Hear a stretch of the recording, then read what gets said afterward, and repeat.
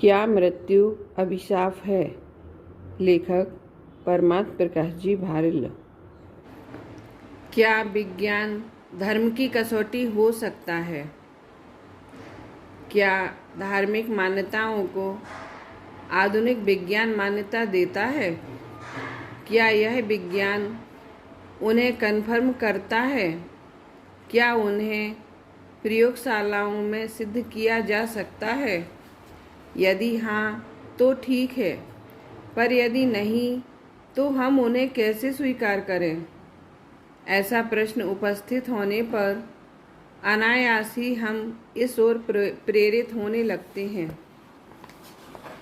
कि सचमुच धार्मिक मान्यताओं की विज्ञान द्वारा पुष्टि करवाए जाने के प्रयास किए जाने चाहिए।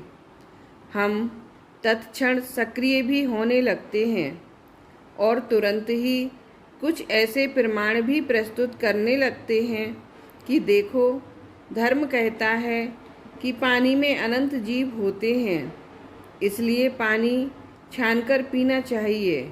और आज वैज्ञानिक परीक्षणों ने भी साबित कर दिया है कि यह बात सही है। ऐसा कहकर हम इस तरह चारों ओर देखते हैं कि मानो हमने जग जीत लिया हो, पर तभी सामने वाला कहता है कि ठीक है, इसीलिए तो हमने यह बात स्वीकार कर ली है। बस इसी तरह अन्य सभी बातें भी आप विज्ञान के द्वारा साबित कर दीजिए, हम स्वीकार कर लेंगे। और एक बार फिर हम बगलें झांकने लगते हैं। यहाँ हमसे दो गलतियाँ हुई हैं। पहली तो यह कि हमने जो पानी में पाए जाने वाले जीवों की बात की, वह उस जैसी ही अन्य बातें ना तो धर्म है और ना धर्म के सिद्धांत। वह तो उस आचरण की बात है जो धार्मिक लोगों में पाया जाता है। इन बातों को धर्म मानकर, धर्म से जोड़कर, इनके आधार पर धर्म के संबंध में कोई भी धारणा बनाना उचित नहीं है। धर्म तो वस्तु के उस स्वभाव का नाम, उन दार्शनिक मान्यताओं का नाम है जिसकी विस्तृत व्याख्या आचार्यों ने धार्मिक ग्रंथों में की है। अतः जब जब हम धर्म की बात करें, तब तब हमें उन दार्शनिक मान्यताओं की बात करना चाहिए, ना कि बाहरी आचरण, व्यवहार या इतिहास भूगोल संबंधी बातों की। दूसरी बात यह है कि धार्मिक मान्यताओं को कन्फर्म करने या रिजेक्ट करने का आधार भौतिक विज्ञान को स्वीकार करना ही बड़ी भारी भूल है। आखिर आधुनिक भौतिक विज्ञान होता कौन है? धार्मिक एवं दार्शनिक मान्यताओं की परीक्षा करने वाला। भौतिक विज्ञान की सीमा मात्र पौद्गलिक पदार्थों के परीक्षण तक ही तो है। धर्म के बारे में टिप्पणी करने का अधिकार विज्ञान को देकर हम बंदर के हाथ में तलवार सौंपने जैसा अविवेकपूर्ण कार्य कर बैठते हैं।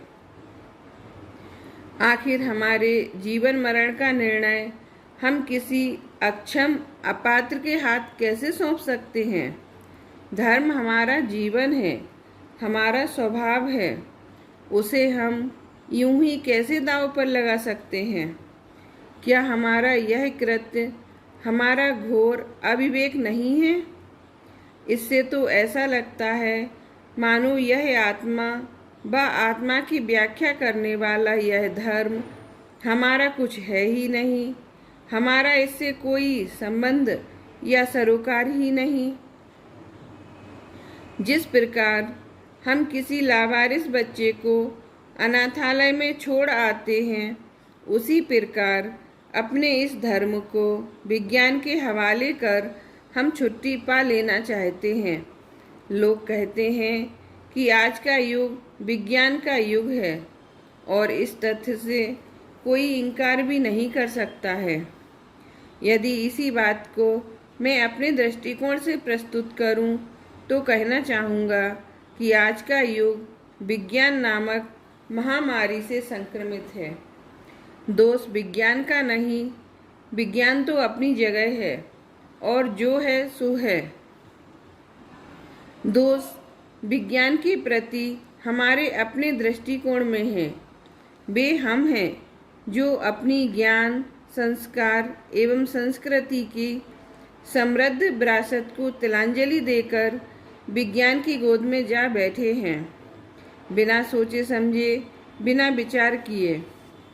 आज हम विज्ञान से इतने आक्रांत हो गए हैं कि वही हमारे लिए सब कुछ हो गया है और कुछ भी ना रहा। उस पर तुर्रा यह है कि हम कुछ और तो सुनना जानना ही नहीं चाहते, पर विज्ञान को भी जानते समझते नहीं, बस यूं ही उसके कायल हुए जा रहे हैं, उसके चमत्कारों के बोझ तले दबे जा रहे हैं। मैं पूछता हूँ कि क्या है विज्ञान एवं विज्ञान का चमत्कार? आखिर चमत्कार कहते किसे हैं? चमत्कृत होना मात्र अपने अज्ञान की स्वीकृति है और कुछ भी नहीं। हम जो नहीं जानते वह होता है तो हमें लगता है कि चमत्कार हो गया। वह जो हुआ है जिससे हम चमत्कृत हैं, क्या वह होने योग्य नहीं था? क्या वह हो नहीं सकता था? यदि हो नहीं सकता था तो हो कैसे गया? यदि हो ही गया है तो यह कहना कहाँ तक सही है कि ऐसा हो नहीं सकता? यह तो हमारा ही अज्ञान था जो कहता था कि ऐसा हो ही नहीं सकता, इसलिए हो जाने पर हम चमत्कृत होने लगते हैं। इसीलिए मैं कहता हूँ कि चमत्कृत होना मात्र अपने अज्ञान की स्वीकृति है और कुछ भी नहीं। जो होता है उस रूप परिणमित होना वस्तु का स्वभाव है, इसलिए वह होता है। यदि वह वस्तु स्वभाव नहीं होता तो वह हो ही नहीं सकता था। यदि वस्तु का स्वभाव है तो फिर चमत्कार कैसा? इसलिए मैं कहता हूँ कि विज्ञान से चमत्कृत होने की, उससे आक्रांत होने की कोई आवश्यकता नहीं है और ना ही उसकी उपेक्षा करने, उसे भुला देने की आवश्यकता है। आवश्यकता है उसे सही परिप्रेक्ष्य में समझने की। एक ओर हम विज्ञान से अभिभूत हैं और दूसरी ओर धर्म के प्रति हमारा दृष्टिकोण नकारात्मक है। नकारात्मक से मेरा तात्पर्य सिर्फ यह नहीं है कि हमारा मंतव्य धर्म से विपरीत है, बल्कि धर्म हमारी दृष्टि में उपेक्षित है। हमारे पास धर्म के बारे में सोचने का वक्त ही नहीं है। धर्म क्या है, क्या चाहता है, उसका हमारे जीवन में क्या स्थान है और क्या स्थान होना चाहिए, इस सब के बारे में हमारा कोई सोच ही नहीं है। धर्म हमारे जीवन का एक अंग है या आभूषण, हमें इसका निर्णय करना होगा। क्या फर्क है अंग और आभूषण में? अंग वह होता है जिसे अपने से पृथक नहीं किया जा सकता है और आभूषण वह है जिसे हम धारण करें या ना करें, यह हम पर निर्भर करता है। एक बात और भी है कि शरीर के अंग हमारे लिए उपयोगी होते हैं और आभूषण मात्र दिखावटी। शरीर के अंग शरीर पर भार नहीं होते, पर आभूषण शरीर पर भार होते हैं। आभूषण बदले जा सकते हैं, पर सामान्यतः अंग नहीं।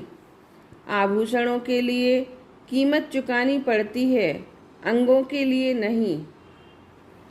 आभूषणों को त्यागा जा सकता है, अंगों को नहीं। या यूं कहिए कि हम चाहें तो आभूषण धारण करें, ना चाहें तो ना करें, पर अंगों के बारे में ऐसा नहीं है। धर्म हमारे लिए आभूषणों की भांति दिखावटी, बोझिल व अनुपयोगी बाहरी वस्तु नहीं, वरन धर्म जीवन का अंग है। धर्म ही जीवन है।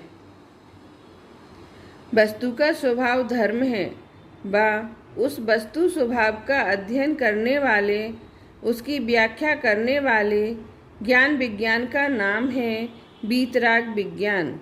इस प्रकार धर्म व धर्म की व्याख्या करने वाला विज्ञान वीतराग विज्ञान भी भौतिक विज्ञान, रसायन विज्ञान आदि की ही तरह विज्ञान की अनेकों विधाओं में से एक विधा है और इसका अध्ययन करने वाले साधक हैं वैज्ञानिक, अध्यात्म विज्ञानी और इनकी शोध खोज का विषय है आत्मा अर्थात मैं स्वयं। इसीलिए यह वीतराग विज्ञान हमारे लिए अन्य सभी विज्ञानों से ज़्यादा महत्वपूर्ण है। जिस प्रकार कोर्ट में कोई केस चलता है तो प्रतिवादी द्वारा सर्वप्रथम उस केस को सुनने के कोर्ट के अधिकार को चुनौती दी जाती है। आज मैं विज्ञान की तथाकथित अदालत को यह चुनौती देता हूँ कि धार्मिक, दार्शनिक, आध्यात्मिक मान्यताओं को सही या गलत करार देना उसके अधिकार क्षेत्र में नहीं है।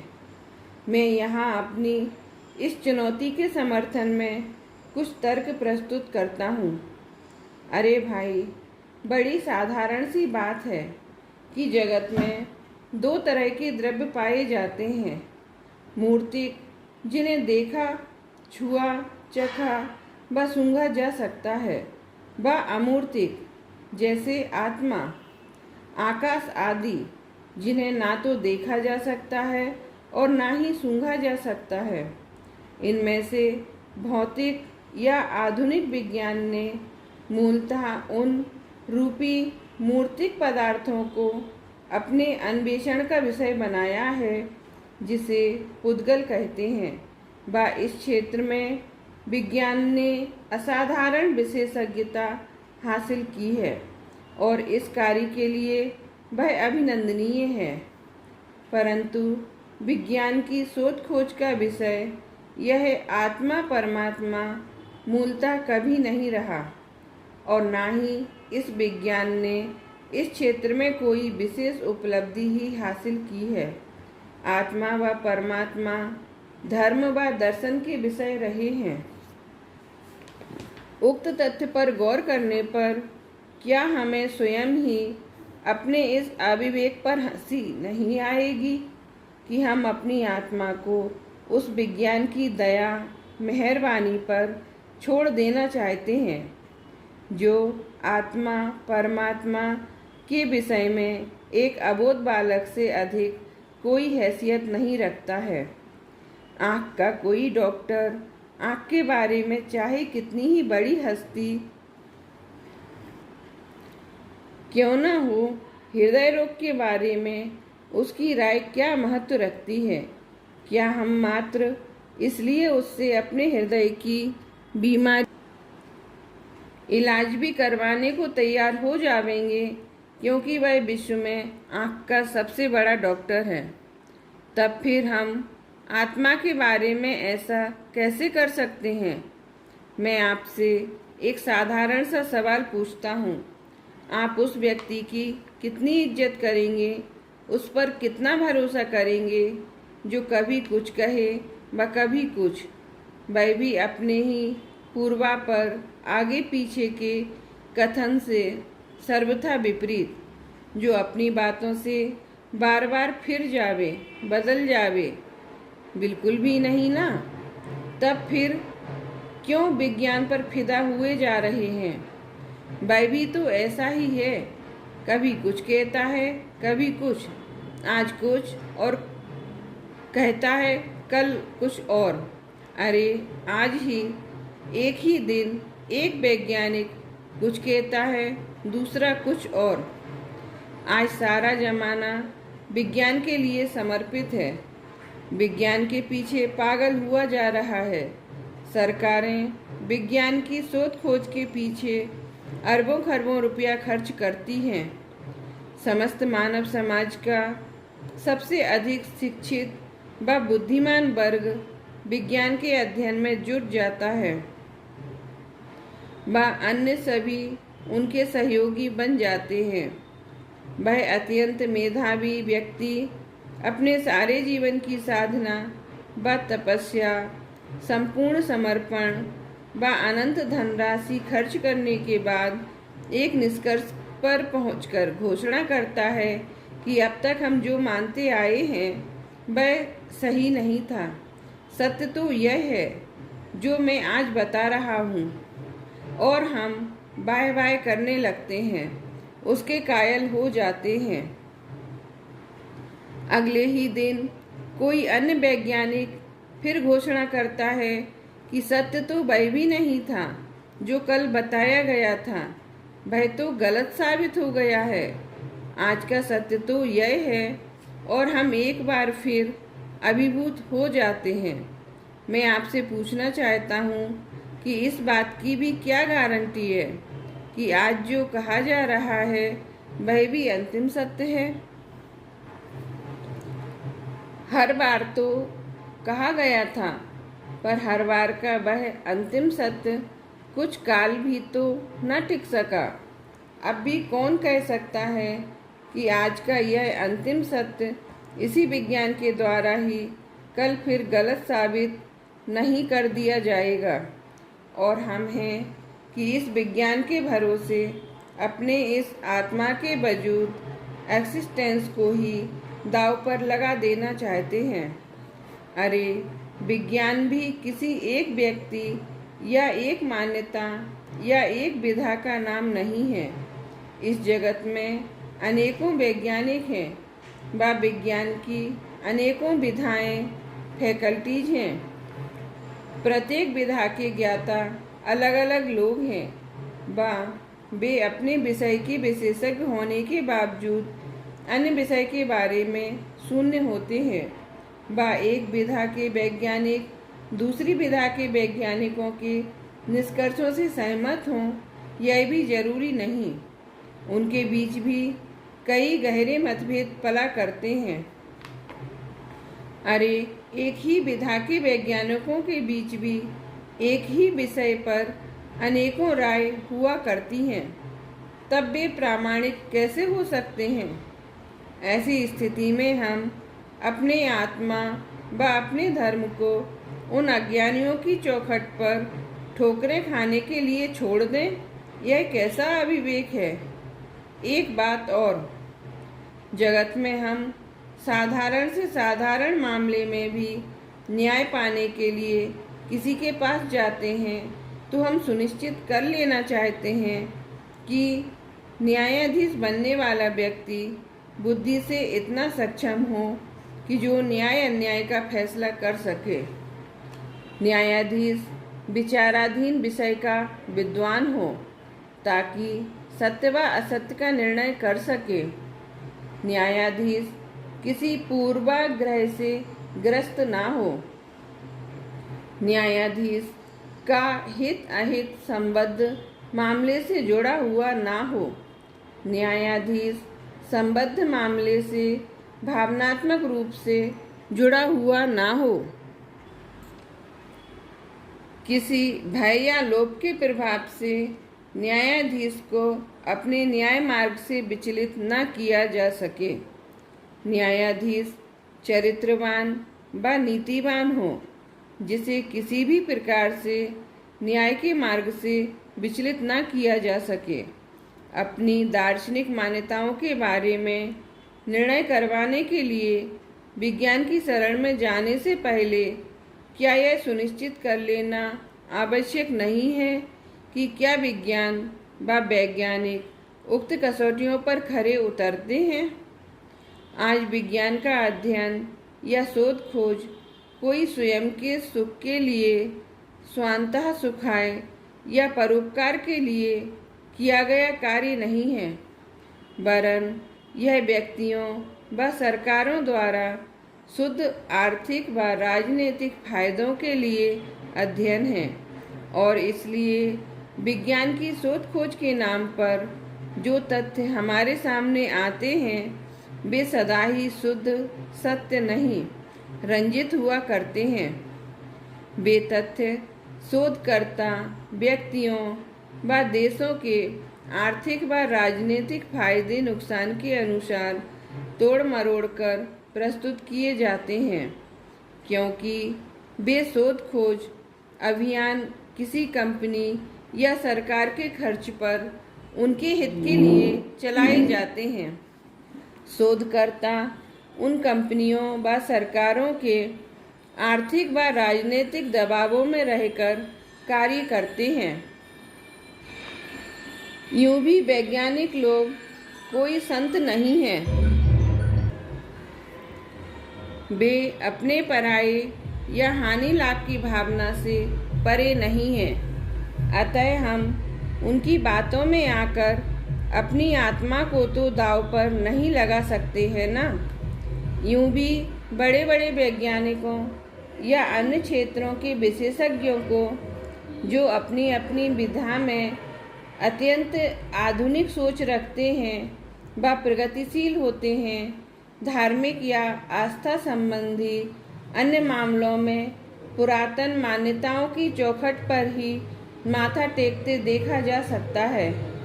वे अपने तथाकथित विज्ञान के अलावा अन्य सभी मामलों में पुरातनपंथी ही रहते हैं। ऐसे में किसी का क्या भरोसा कि वह विज्ञान के नाम पर अपनी स्वयं की धार्मिक निष्ठा का ही प्रसार करने का यत्न नहीं कर रहा है।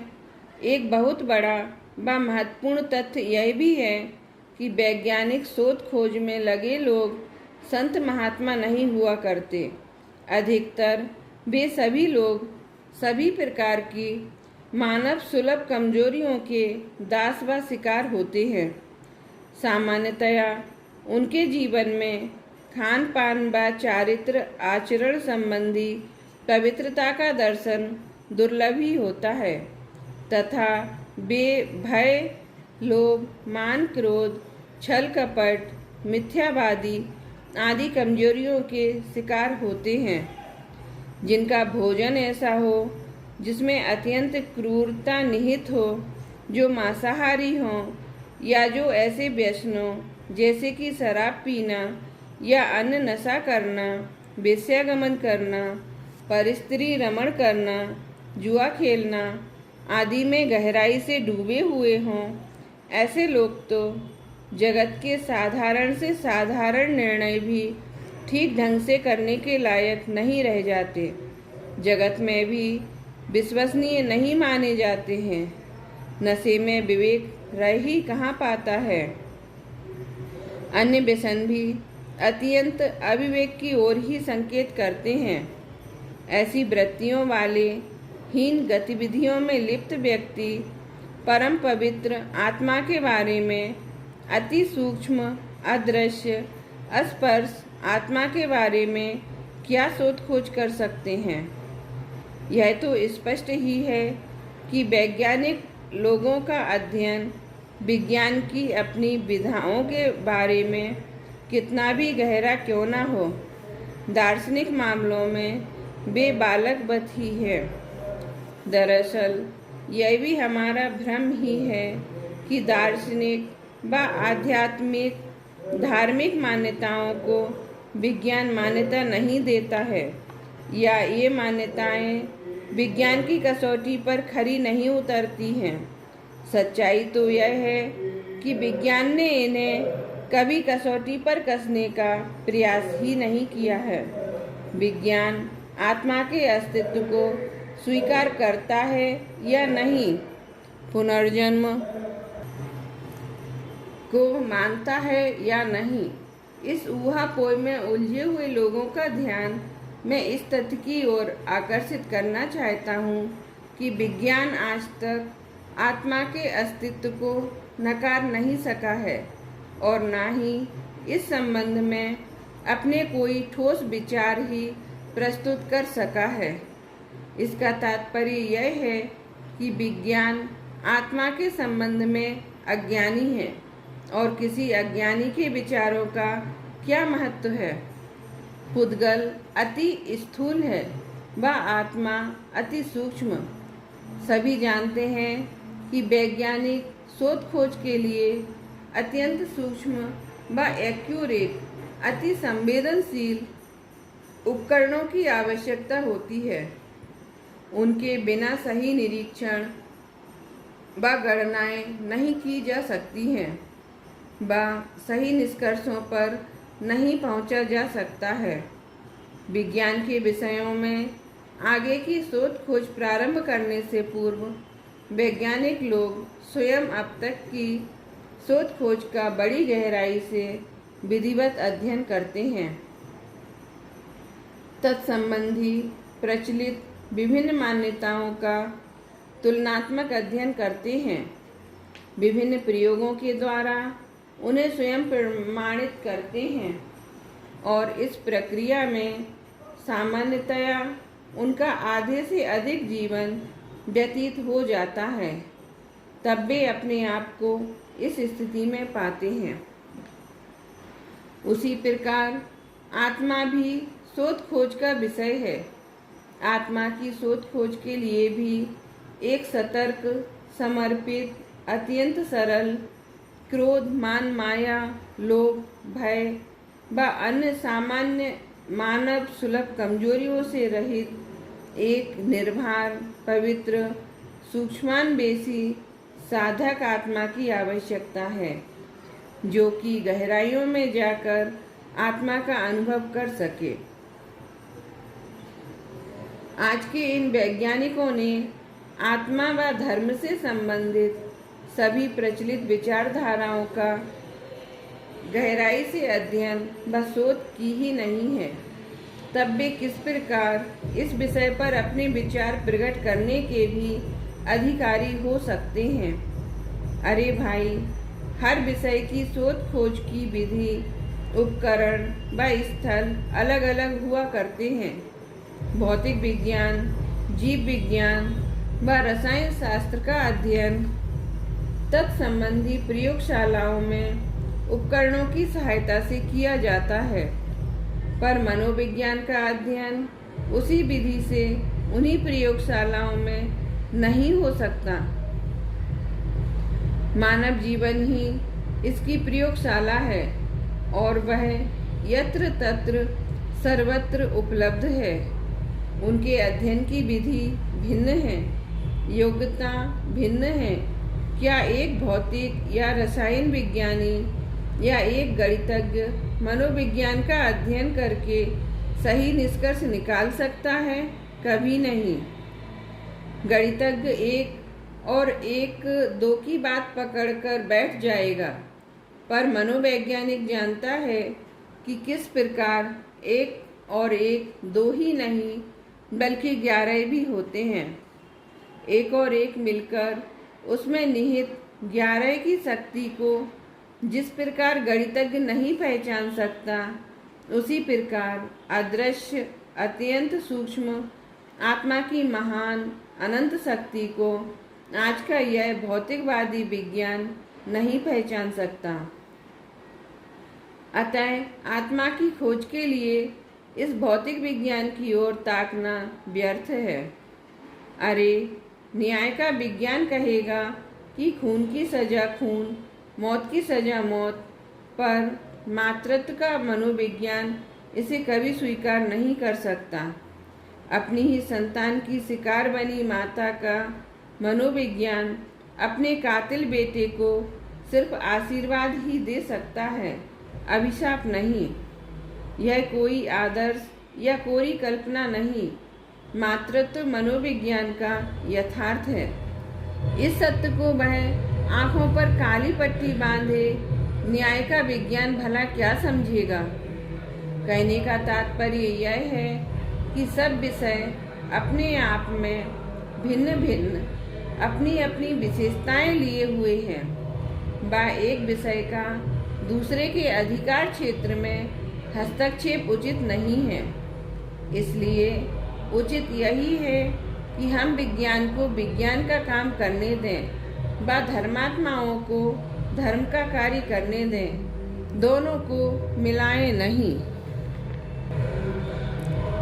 एक और महत्वपूर्ण बात यह है कि हमारे वैज्ञानिक सर्वज्ञ नहीं हैं, अल्पज्ञ हैं। वे सब कुछ एक साथ व सब कुछ सच्चा नहीं जानते। वे संपूर्ण सत्य के मात्र एक पक्ष के ही विशेषज्ञ होते हैं। ऐसी स्थिति में उनकी दृष्टि से सत्य के अन्य अनेकों पक्ष ओझल ही रह जाते हैं। तब वे एक वस्तु की संपूर्ण व सही व्याख्या किस तरह कर सकते हैं? उनकी अपनी सीमाएं हैं व उनसे इस तरह की अपेक्षा रखना हमारा ही अविवेक है। भौतिक विज्ञान संपूर्णतः विकसित ज्ञान नहीं है। वह अभी तक वृद्धिगत शिशु है। वह उसके कोमल कमजोर कंधों पर आत्मा और परमात्मा पर टिप्पणी करने का इतना बड़ा बोझ डाल देना हमारी ओर से विज्ञान पर ज्यादती ही कही जावेगी। मानवता के नाते तो वैज्ञानिक भी साधारण मनुष्य ही हैं। वे भी हीनता या उच्चता की भावना से ग्रस्त हो सकते हैं और ये भावनाएं स्वयं उन्हें सत्य का साक्षात्कार नहीं होने देती। तब वे औरों का मार्गदर्शन कैसे करेंगे? हमारे वे संत महात्मा व साधक जिन्होंने आत्म साधना के बल पर अपनी समस्त कमजोरियों पर विजय पाकर वह सूक्ष्मता व शक्ति प्राप्त कर ली है जो आत्मा को जानने व पहचानने के लिए आवश्यक है, वे वस्तुतः ही आत्मा के विषय में आधिकारिक टिप्पणी करने के अधिकारी हैं। वे ही हमारे लिए अनुकरणीय भी हैं और उनके द्वारा अपनाई गई विधि आत्म अन्वेषण की विधि है। यदि वैज्ञानिकों को आत्मान्वेषण करना है तो उन्हें भी यही सब करना होगा। यदि मैं कहूँ तो चौंक मत जाइएगा, पर यह यथार्थ है कि विज्ञान व वैज्ञानिकों का दृष्टिकोण एक संकुचित दृष्टिकोण है, क्योंकि विज्ञान की प्राथमिकताएं सार्वभौमिक एवं सार्वकालिक नहीं है। विज्ञान का लक्ष्य कुछ सीमित लोगों, एक सीमित वर्ग को लाभ पहुंचाना है, प्राणी मात्र को नहीं। इसलिए यह सार्वभौमिक नहीं है तथा यह विज्ञान व वैज्ञानिक मानव की आज की समस्याओं में ही इस कदर उलझे हुए हैं कि या तो भविष्य के बारे में सोचने की उनके पास फुर्सत ही नहीं, या फिर वे वर्तमान के लिए भविष्य के हितों को तिलांजलि दे देते हैं। इसलिए वे सार्वकालिक नहीं हैं। ऐसे ये वैज्ञानिक सार्वभौमिक व सार्वकालिक निष्पक्ष वीतरागी धर्म के बारे में निर्णय करने के अधिकारी कैसे हो सकते हैं? उक्त कथन थोड़ी और स्पष्टता की अपेक्षा रखता है। मेरा कहने का आशय यह है कि विज्ञान की चिंता का विषय या विज्ञान की करुणा का विषय सृष्टि का प्राणी मात्र प्रत्येक प्राणी नहीं है। उनकी सोच का विषय मात्र मानव समाज है। विज्ञान के अध्ययन व शोध खोज का लक्ष्य मात्र मानव के लिए सुविधाएं जुटाना है। अन्य प्राणियों की कीमत पर भी, अन्य प्राणियों को नुकसान पहुंचा कर भी अन्य प्राणी तो उनके लिए भोग्य है और उनके अनुसार मानव की साधारण से साधारण सी सुविधा के लिए भी अन्य किसी भी प्राणी समूह का कितना भी बड़ा बलिदान किया जा सकता है। जबकि आत्मा के अध्ययन में रत धर्म का कार्य क्षेत्र प्राणी मात्र है। प्राणी मात्र धर्म की करुणा का विषय है। वह धर्म प्राणी मात्र के हित की बात सोचता है। करता है। कदाचित विज्ञान प्राणियों या वनों के विनाश के प्रति चिंतित भी दिखाई देता है, तो वह प्राणियों या वृक्षों पर करुणा करके नहीं, वरन पर्यावरण का संतुलन बिगड़ जाने के भय से करता है। इसमें भी उसका मानव का स्वार्थ ही प्रदर्शित होता है। इसी प्रकार विज्ञान मानव की आज की सुविधा के सामने भविष्य के हितों का बलिदान करने में नहीं हिचकता। आज सुविधा मिले तो उसके परिणाम स्वरूप इस सृष्टि पर कल क्या बुरा प्रभाव पड़ेगा, इसकी चिंता किए बिना विज्ञान आगे बढ़ जाता है। वस्तुतः तो पूरा का पूरा मानव समाज भी कहाँ उनके चिंतन का विषय है। अरे, वे तो अपनी खोजों के बल पर अन्य मानव समूहों का भी शोषण ही करना चाहते हैं, उन्हें अपना गुलाम बनाना चाहते हैं, उनसे अपने आर्थिक व राजनीतिक स्वार्थों की पूर्ति करना चाहते हैं। उक्त सभी तथ्यों को ध्यान में रखकर ही मैं यह कहने का साहस कर सका हूँ कि विज्ञान का दृष्टिकोण संकुचित है। एक और दृष्टि से भी विज्ञान का दृष्टिकोण संकुचित कहा जाएगा कि विज्ञान का लक्ष्य मात्र भौतिक साधन जुटाना है। भौतिक उपलब्धियां ही उसकी उपलब्धियां हैं। आध्यात्मिक उपलब्धियां उसका लक्ष्य नहीं है, उसका विषय नहीं है। अध्यात्म की ओर विज्ञान का ध्यान ही नहीं है। भौतिक सुख व उपलब्धियां मात्र सुखाभास हैं व तात्कालिक महत्व की वस्तुएं हैं। त्रैकालिक महत्व की वस्तु तो अध्यात्म व आध्यात्मिक उपलब्धियां हैं। यदि धर्म किसी पूर्व मान्यता का खंडन करता तो यह जानने व प्रमाणित करने के बाद करता है कि पूर्व प्रचलित विभिन्न मान्यताएं क्या क्या हैं व उनका आधार क्या है।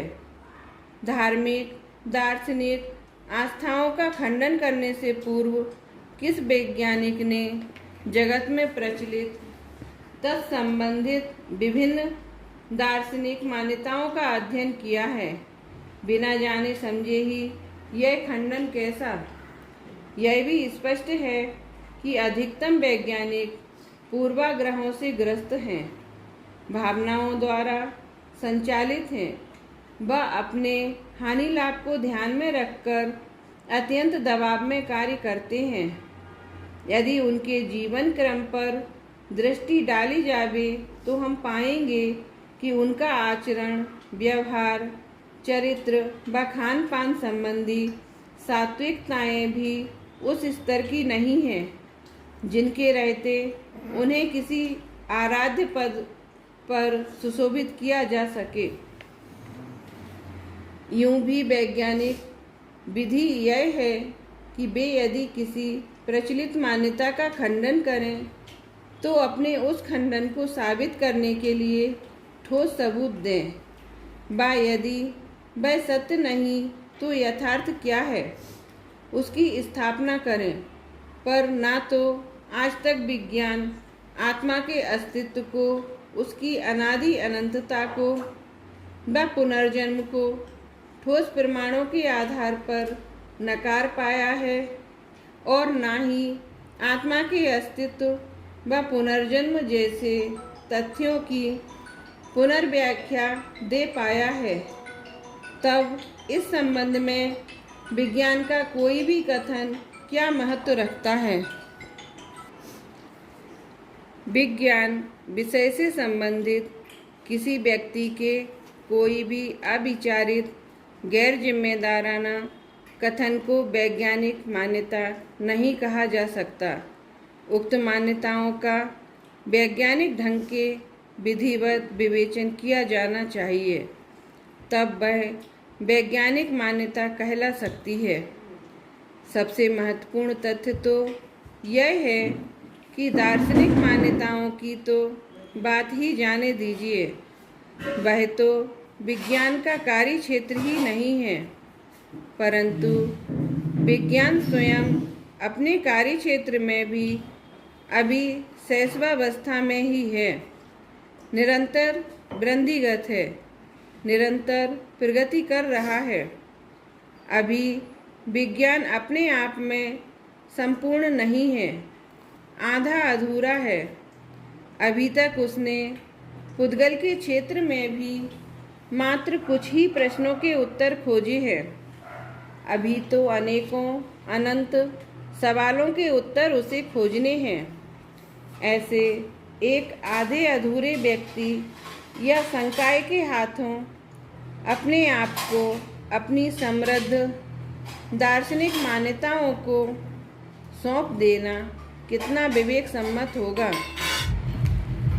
क्या यह बंदर के हाथ में तलवार देकर अपनी गर्दन भी प्रस्तुत कर देने जैसा हास्यास्पद व अविवेक भरा कार्य नहीं है? उक्त सभी दृष्टिकोणों से विचार करने पर हम पाएंगे कि हमारे लिए यही उचित है कि विज्ञान को उसका कार्य करने दें व हम अपने कार्य में लगे रहें।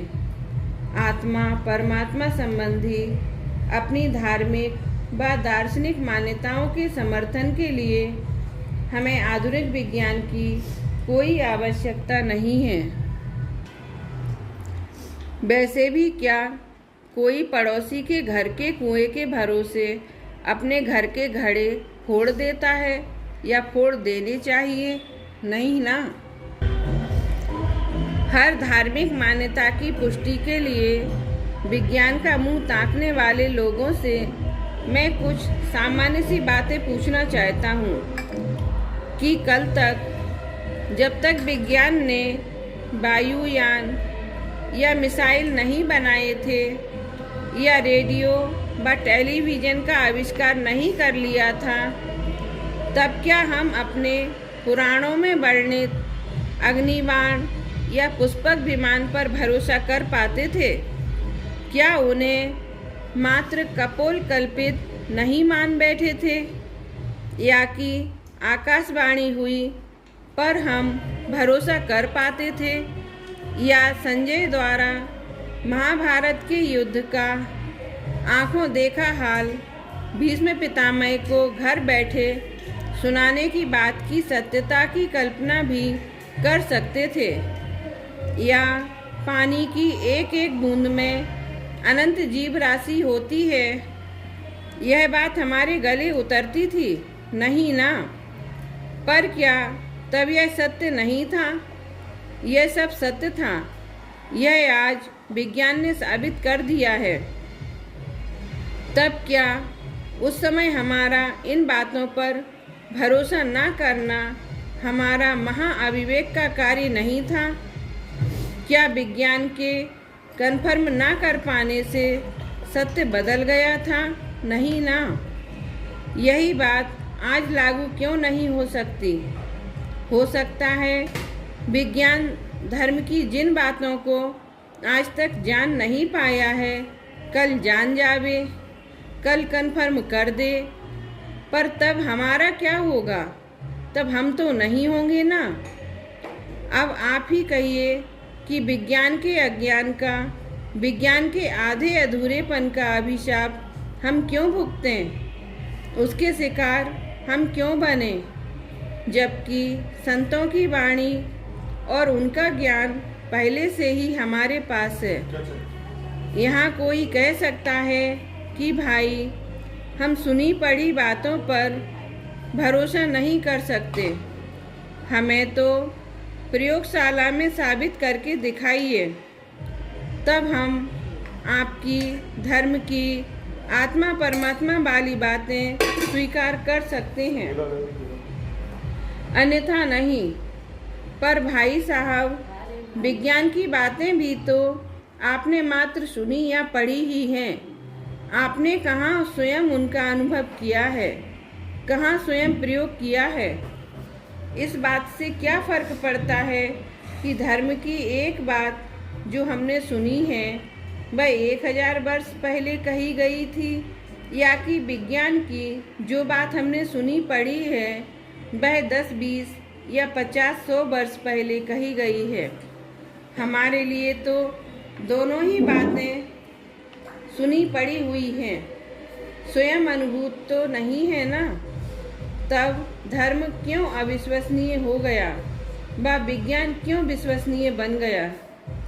रही बात यह कि हमने देखा तो नहीं है, देखने की ज़रूरत भी नहीं समझी, क्योंकि हमको अविश्वास भी नहीं हुआ। पर आवश्यकता पड़ने पर विज्ञान हमें अपनी बातें प्रयोगशाला में साबित करके दिखा तो सकता है ना, इसका हमें भरोसा है। धन्य हैं आप। आपको शराबी, व्यसनी व स्वार्थी, अल्पज्ञानी, रागी द्वेषी वैज्ञानिकों की बातों पर तो भरोसा है, और सदाचारी, उच्च चरित्रवान, तपस्वी, निस्वार्थ, सर्वज्ञ, वीतरागी व्यक्तियों, संत महंतों की सतर्क बातों पर भरोसा नहीं। रही बात प्रयोगशाला में साबित करने की, तो हाँ, मैं कहता हूँ कि धार्मिक सिद्धांत भी प्रयोगशाला में साबित किए जा सकते हैं। अरे, आत्मा की प्रयोगशालाओं में अनुभव करके ही उनकी व्याख्या की गई है। पर धर्म के प्रयोग के लिए कहाँ है आपके पास उस स्तर के प्रयास, उस स्तर का समर्पण, उस स्तर की ज्वलंत लालसा, उस स्तर की शिक्षा जैसी कि विज्ञान के लिए है? अरे, विज्ञान की छोटी छोटी उपलब्धियां उनके पीछे किए गए विशाल समर्पण का परिणाम है। उसकी तुलना में धर्म के लिए क्या किया हमने? यदि इसी स्तर के प्रयास समर्पण भाव से आत्मा के क्षेत्र में किए जावें तो परमात्मा के दर्शन हो ही जावेंगे, आत्मा के दर्शन हो ही जावेंगे, इसमें कोई संदेह नहीं। यही सब भूतकाल में अनंत ऋषियों ने किया भी है और हम सब आज भी कर सकते हैं। आवश्यकता है मात्र सम्यक प्रयासों की। फिर विज्ञान अपने विषय में कितना ही समृद्ध क्यों न हो, हमारे लिए दार्शनिक मान्यताओं के लिए उसका क्या महत्व है? उसके भरोसे हम अपने समृद्ध दार्शनिक ज्ञान को कैसे तिलांजलि दे सकते हैं? धर्म, दर्शन व दार्शनिक मान्यताएं समृद्ध व अपने आप में परिपूर्ण हैं, जबकि विज्ञान अभी विकासशील अवस्था में है, वह संपूर्ण नहीं है। तब यदि विज्ञान चाहे तो अपनी मान्यताओं की पुष्टि के लिए धर्म व दर्शन की शरण में आ सकता है। वैज्ञानिक क्या कहते हैं, यह जान लेने मात्र से कोई वैज्ञानिक नहीं बन जाता है। वैज्ञानिक बनने के लिए प्रयोगशाला में स्वयं परीक्षण करने पड़ते हैं। उसी प्रकार प्रयोगशाला में आत्मानुभव के परीक्षण करने होंगे। धर्म पराश्रित क्रिया नहीं, वरन स्वपरीक्षित साधना है। धर्म की परीक्षा के लिए हमें किसी अन्य की शरण में जाने की आवश्यकता नहीं, वरन सबकी शरण छोड़कर स्वयं अपने में सिमट जाने की आवश्यकता है। उसी प्रकार धर्म के वीतराग विज्ञान के वैज्ञानिक बनने के लिए हमें स्वयं अपनी आत्मा की प्रयोगशाला में आत्मानुभव के परीक्षण करने होंगे। ऐसा करने पर आत्मा परमात्मा से संबंधित आचार्यों के कथनों की सत्यता हमारे समक्ष स्वयं ही स्पष्ट हो जाएगी, और यही दृढ़ता भरी आस्था आत्महित के लिए कार्यकारी है।